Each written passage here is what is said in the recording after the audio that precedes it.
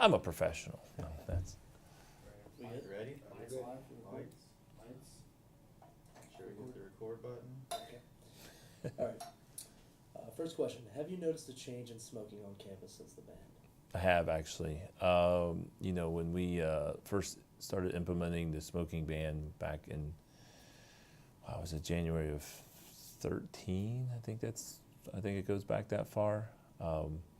We had some hot spots, some places, places right outside the door here in the Union, some other places where there was some excessive smoking going on, and I think what folks have done now is they've figured out some other places to go to. So we are constantly getting emails and notifications from NKU students and faculty and staff about hot spots, and now we are visiting those randomly throughout the week, and actually starting to bring people up on charges.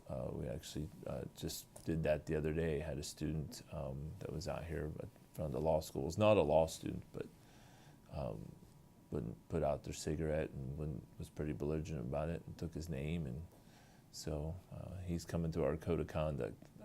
Kind of unhappy about it, but so we've seen a change. But the smoking ban hasn't stopped it. It may have curtailed it. It may have lessened it a bit.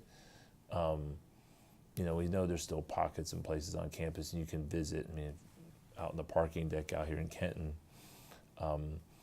we find cigarette butts all the time out there, and there's a couple other places on campus. But for the most part, at least visibly out here, except this little place out here by the law school has. So you've directly affected, like you've walked by. Yeah.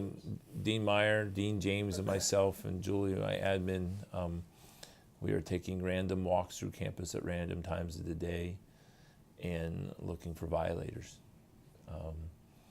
And we'll continue to do that throughout the fall semester and the spring semester. We're hoping to hire some student ambassadors as well who can help us with patrolling a bit. So the decision was that, what was your role in the final decision to make the smoking ban? Actually, I was the chair, the co-chair of the tobacco-free implementation team. Myself and Stephen Weiss, who's the chair of Faculty Senate, was my other co-chair. And my role as the co-chair was we had a large committee of folks who divided into subcommittees, and we wrote up an executive summary and report for the president on a recommendation for implementation. And that was about a 30 to 40 page report. And then my role didn't stop there, so after that was approved by the president and the Board of Regents, my role was to be part of a team that looked at implementation steps and what we could do on campus. So we have folks in wellness and folks in health counseling who are providing quitting clinics, and we're selling NRT product in our stores on campus, and there's a quit line, and we're doing some screenings for folks, and HR is doing some things as well. So there's a big group of us, and I guess my role is to kind of stay on top of it and keep the enforcement moving and keep the education and the quit products plentiful for our students, faculty, and staff who wish to quit. How do you think the staff has handled the ban? Have you had anyone come up to you directly about the ban? I'm the dean. No one comes to the dean. Just kidding. I think I had some smokers on my staff, and they knew they were going to have to be in compliance. And we had a lot of trainings with supervisors when the ban first came out on what their role was and how to enforce the policy and what their responsibilities were. So I think for the most part, most staff and faculty have got on board. But we know there's some pockets of some people, and some people said, it's not a violation of the law, so I'm going to do whatever I want.